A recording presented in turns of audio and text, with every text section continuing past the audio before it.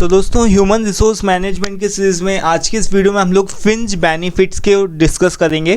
ठीक है, ये हमारे HRM यानी ह्यूमन रिसोर्स मैनेजमेंट का लास्ट टॉपिक है। ठीक है, इसके बाद से हमारा HRM ख़त्म हो जाएगा। इसके बाद हम लोग प्रोडक्शन ऑपरेशन मैनेजमेंट की बात करेंगे। ठीक है, ऑपरेशन मैनेजमेंट। सो अभी देखो फ्रिंज बेनिफिट्स, देखो एक कंपनी के अंदर कोई भी वर्कर कोई भी एम्प्लॉय काम करता है तो केवल पैसों के लिए काम नहीं करता है। ठीक है, उसका पैसों से भी बढ़कर एक चीज़ होती है, दैट इज़ जॉब सेटिस्फेक्शन। ठीक है, पैसों के लिए चलो ठीक है, पैसे तो मतलब उसकी एक मजबूरी बन जाती है कि उसको पैसे कमाने हैं। ठीक है, बट अगर देखा जाए तो वो जॉब से कितना सेटिस्फाई है ये तभी उन्हीं चीज़ों पे ऊपर डिपेंड कर सकता है कि उसके जितने भी बाहरी फैक्टर्स हैं, लाइक कि उसके कंपनी की तरफ से कौन कौन से बेनिफिट्स वगैरह प्रोवाइड करे जा रहे हैं। ठीक है, ऐसा तो नहीं कि वो उस एम्प्लॉय को पैसे के लिए अपनी सेफ्टी से बियॉन्ड जा कर के काम करना पड़ रहा है, या फिर ऐसा कोई काम करना पड़ रहा है जिसको जो वो नहीं चाहता है। ठीक है, बट फिर भी उसको काम करना ही पड़ रहा है। ठीक है, तो यहाँ पर हम तभी यहाँ पर बात करते हैं करियर डेवलपमेंट की, यानी कि करियर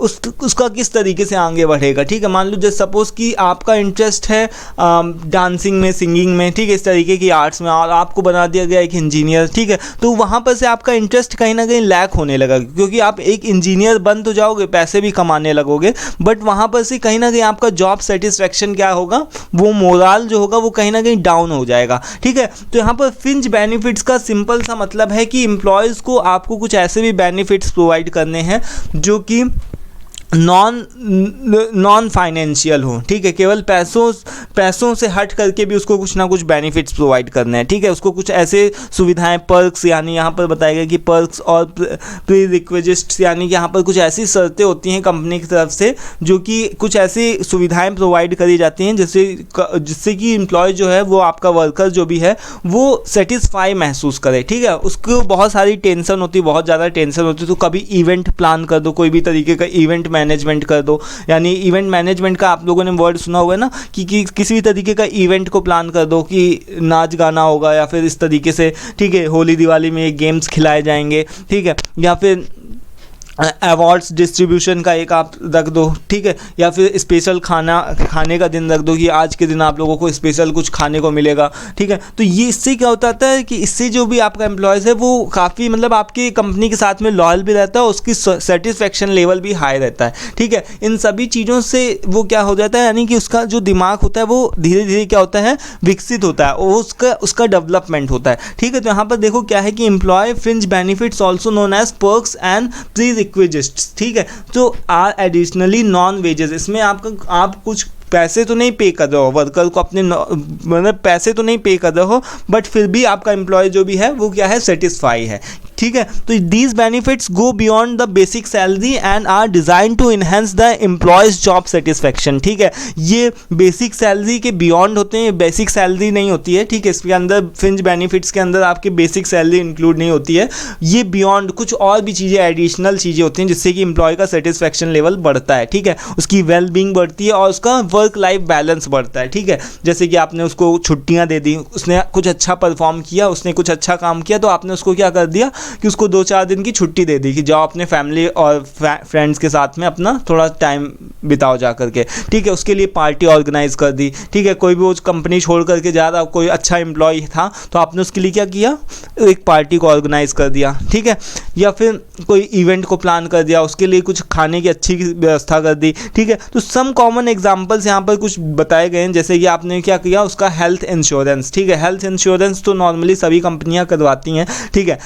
जिस भी कंपनी में आप काम करोगे तो वहाँ पर आपका हेल्थ इंश्योरेंस होगा। ठीक है, जैसे आपको ESI वगैरह और हेल्थ से रिलेटेड जो भी फैसिलिटी है वो सभी वहाँ पर से मिलेगी। ठीक है, तो हेल्थ का इंश्योरेंस करवाना। ठीक है, तो इससे भी क्या होता है, एक जो भी एम्प्लॉय है वो सेटिस्फाई रहता है कि चलो ठीक है, अगर मुझे कुछ हो जाता है तो भगवान ना करे मुझे अगर कुछ हो भी जाता है तो चलो ठीक है, मेरा एक हेल्थ इंश्योरेंस है और उसके वो उन सभी चीज़ों को कवर कर लेगा। ठीक है, मुझे उसके लिए अलग से कोई भी पैसे नहीं लगाने पड़ेंगे।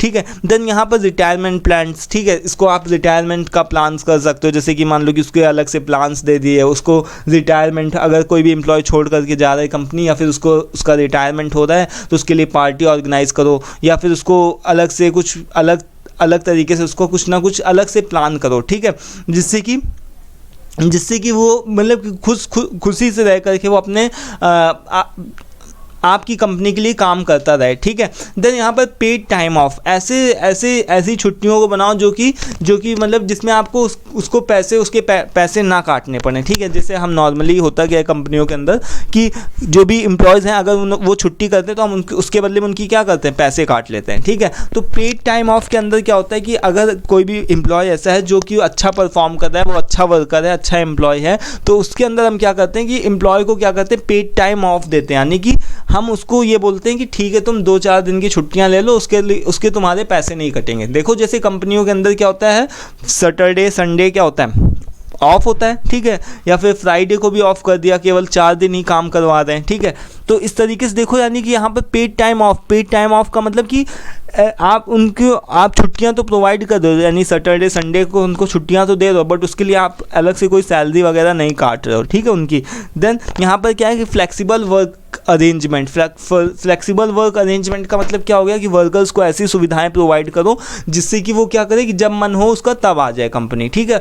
क्योंकि उसको ड्यूटी तो अपनी करनी है, उसको अपना काम तो करना ही है, ठीक है। बट ऐसा नहीं होना चाहिए कि उसको एक तरीके की शिफ्ट रात में ही आना है, तुमको सी शिफ्ट में ही आना है, ए शिफ्ट में आना है, बी शिफ्ट में आना है। तो इस तरीके से उसका एक तरीके से प्रॉपर फ्लेक्सिबल होना चाहिए ये सभी चीज़ें। अगर कोई भी अच्छा एम्प्लॉय है तो उसके लिए वर्क अरेंजमेंट की जो भी फ्लेक्सिबिलिटी होनी चाहिए कि तुम्हारा जब मन करे, जिस भी शिफ्ट में मन करे उस शिफ्ट में आओ, बट मुझे काम पूरा चाहिए, ठीक है। तो उसकी क्या किया, उसके लिए आपने क्या किया, उसके लिए फ्लेक्सिबल वर्क अरेंजमेंट्स किया, ठीक है। तो ये भी कुछ हो गया। उसके लिए आपने क्या किया, घूमने फिरने के लिए प्लान कर दिया कि उसको ठीक है हम कहीं पर घूमने फिरने के लिए टूर पर भेजेंगे, टूर के पैकेजेस को प्रोवाइड करना। तो ये सभी चीज़ें कहीं ना कहीं देखो, आप इन सभी में क्या होता है दोस्तों, कहीं आप पैसे पे कर दो, नहीं कर दो ना पैसे, कहीं किसी को पे कर दो, नहीं कर दो, उनको हेल्थ इंश्योरेंस में पैसे नहीं पे करना है, रिटायरमेंट में पैसे नहीं पे करना है, पेड टाइम ऑफ में भी पैसे थोड़ी नहीं, आप उनको कोई एक्स्ट्रा चार्जेस थोड़ी नहीं पे कर दो, ठीक है। या फिर यहाँ पर देखो उसके फ्लेक्सिबल वर्क अरेंजमेंट्स में भी कोई आप पैसे नहीं पे कर दो। बट ये सभी चीज़ें कुछ ऐसी हैं जिसकी हेल्प से क्या होता है, एम्प्लॉय का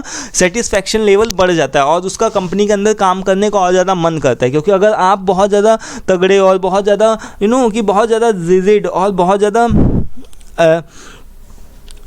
ऐसे रूल्स को, ऐसे पॉलिसीज़ को बना दोगे तो वर्कर जो होगा, वो एम्प्लॉय जो होगा, वो आपकी कंपनी से छोड़ करके भाग जाएगा, ठीक है। क्योंकि उसको मज़ा ही नहीं आएगा, उसको मज़ा आना चाहिए, अच्छा लगना चाहिए कंपनी में काम करते हुए, ठीक है। मान लो कोई कंपनी में हम पॉलिसी होती है कि फ़ोन को अलाउ नहीं है लेकर के जाना, ठीक है। तो आप सोचो कि यानी कि कितना बड़ा ये हो सकता है कि आप फ़ोन के कंपनी के अंदर ले करके जाओ, उसको नहीं मना है, बट उसके अंदर क्या होता है कि आप कंपनी के अंदर फ़ोन चला नहीं सकते, ज़्यादा उसमें बैठ नहीं सकते, ठीक है। तो इस तरीके से देखो, जो भी नॉर्मल वर्कर्स हैं उनके लिए आप कुछ ऐसा प्लान करो जिससे कि उनको ऐसा ना लगे कि शोषण उनका किया जा रहा है, उनको एक्सप्लॉइट किया जा रहा है, ठीक है। तो ये कुछ एक ऐसे यहाँ पर कुछ एक एग्जांपल्स दिए गए, और भी एग्जांपल्स हो सकते हैं जिसकी हेल्प से उनको आप नॉन फाइनेंशियली कोई भी इस तरीके का बेनिफिट नहीं दे रहे हो, पैसे तो नहीं पे कर रहे हो, बट हाँ फिर भी उनको सेटिस्फैक्शन लेवल उनका क्या हो रहा है, बढ़ रहा है, ठीक है। तो ये था, this was all about fringe benefits. I hope कि क्लियर हो गया होगा अच्छे से। मैंने इसको जितना अच्छे से हो सका बताने की कोशिश करी, ठीक है। इसको आप अपने मन से, अपनी तरफ से भी लिख सकते हो, अगर नहीं तो आप इसका स्क्रीनशॉट ले लो,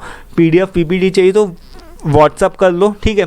किसी भी तरीके से आपको इसको लिख करके आना है, ठीक है। तो अभी दोस्तों हमारा यहाँ पर से ह्यूमन रिसोर्स मैनेजमेंट की जो भी सीरीज़ थी वो फ़िलहाल तो ख़त्म हो चुकी है, ठीक है। इसके जितने अंदर टॉपिक्स थे वो सभी ख़त्म हो चुके हैं। अगर कोई देखना टॉपिक बच रहा हो तो आप बताना मुझे, at least let me know, so that कि I can also cover that particular topic, ठीक है। तो 5 यूनिट थे, 5 यूनिट हम लोगों ने एक एक करके कर लिए, ठीक है। अब नेक्स्ट वीडियो में हम लोग ऑपरेशन मैनेजमेंट के ऊपर भी डिस्कस करेंगे, ठीक है। तो आज की इस वीडियो में इतना ही, मिलते हैं नेक्स्ट वीडियो में। Till then take care, thank you and bye.